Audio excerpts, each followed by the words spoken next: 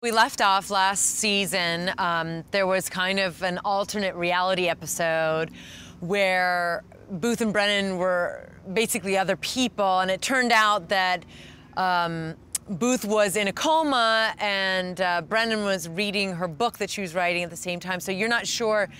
At the end of the episode, Booth wakes up from a coma, and you're not sure if what you saw, this alternate reality, was actually Booth's dream while in a coma, or was the book that Brendan was writing while he was in a coma.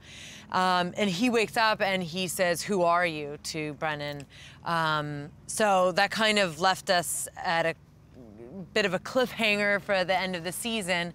And so we start off now at the beginning of this fifth season, where it's been 6 weeks, I believe, and Brennan is getting back from Guatemala. She kind of left and,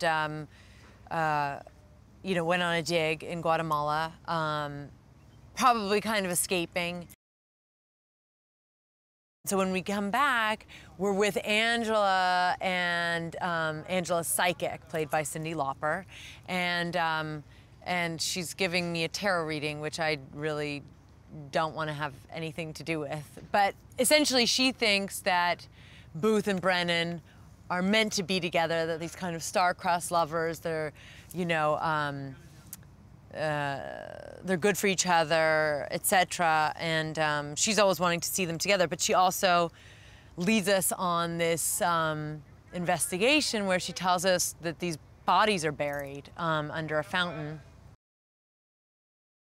I am such a huge fan of Cyndi Lauper. I grew up listening to her music. I just loved her. She was like bigger than Madonna to me as a kid, and I just always loved, I just love her voice. She's got an amazing range and a beautiful voice as a singer and great songs. And but what I also love about her is she's so unique, and she had that crazy hair, and I guess the kind of theme that always goes through her music is that it's okay to be different, unusual, and be yourself. And that was such a great thing to hear as a kid, because, you know, everything's about conforming when you're a child and growing up and teenager and all of that stuff. So I just always really related to her and loved her music and just who she was. I did sing Girls Just Want to Have Fun in an episode. People have said that she saw it, but I don't want to talk to her about it because it's not like I'm a singer by any means. And so it was not a fantastic rendition. It's amazing that she's interested in doing the show after that, after I butchered the song. But it was great to sing that song just because I like that song and like her. Booth still thinks he has feelings for Brennan. She's not sure that he's being serious because he also has other symptoms of recovering from brain tumor where he's not really himself. He's dressed differently and he's acting strange. She doesn't have the same kind of feelings, so she doesn't really trust that he might have feelings for her. And I think it's spoken to in this episode a lot that, you know, if Booth really has feelings for Brennan, if he chooses to express them to her, he better know for sure that he really feels this way and isn't going to change his mind, because she's very sensitive. You know, she has a kind of hard exterior, but underneath she's a very sensitive person. She's been hurt and abandoned by her own family, by the closest people that she's known in her life, and so she protects herself very much. And if she opens it up and then gets, you know, hurt again, it would just be too much for her. David and I are very different people. We're kind of, it's like the whole opposites attract thing, and it's the same thing for Booth and Brennan. And I think that, I always think, you know, Booth kind of speaks in metaphor and Brennan is very literal. And I think that is very true of Emily and David as well. I mean, I'm very literal. He speaks in metaphor. I don't understand what he's saying half the time he's talking, and I have to like think about it in a totally different way to kind of translate it for myself, because I'm very concrete, literal, like math was my favorite subject, science, all that stuff, which is very much like Brennan.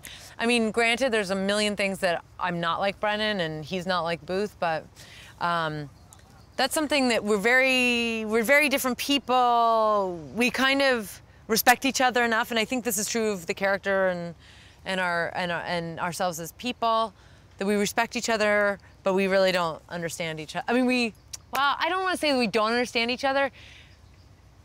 It's not natural for either one of us to come from the other's perspective, you know? We have to work hard to figure out where they're coming from, but we still respect where it is coming from, and we're trying to figure that out. So, I don't know, but it is, like I said, it's something that's, you know, I think we naturally had from the beginning. I'm not, you know, when I walked into the room, I was not intimidated by him when I first auditioned for the part, and I think that helps.